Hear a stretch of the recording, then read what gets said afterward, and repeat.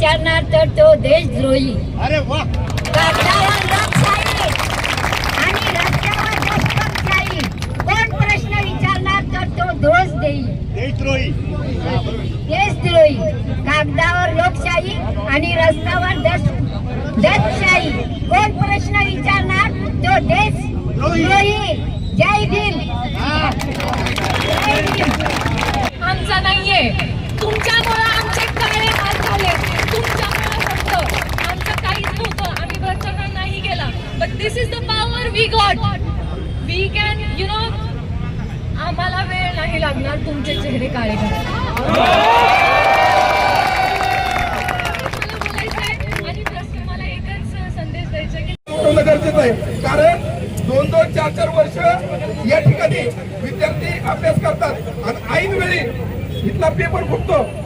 अशी परिस्थिती या देशाची आहे. गेल्या 43 वेळा या देशामध्ये पेपर फुटलेला आहे.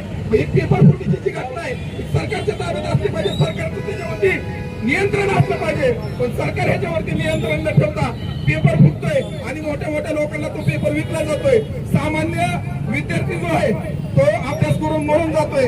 अक्षरशः 4-4 वर्ष घालून पोरं अभ्यास करतात आणि आई वेळेला कळतंय पेपर फुटलाय. मग पेपर फुटल्यावरती पेपर रद्द होतोय. मग ज्या पोरांनी 4-4 वर्ष तयारी केलेली आहे त्या पोरांचं नुकसान होतंय आणि ती पोरं डिप्रेशन मध्ये जाऊन अक्षरशः आत्महत्या करतात.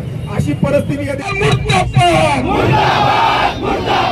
मोदी सरकार मुर्दाबाद. मुर्दाबाद. मुर्दाबाद. हुकुमशाही नहीं चलेगी. नहीं चलेगी. नहीं चलेगी. अरे दादागिरी नहीं चलेगी. नहीं चलेगी. नहीं चलेगी. अरे हुकुमशाही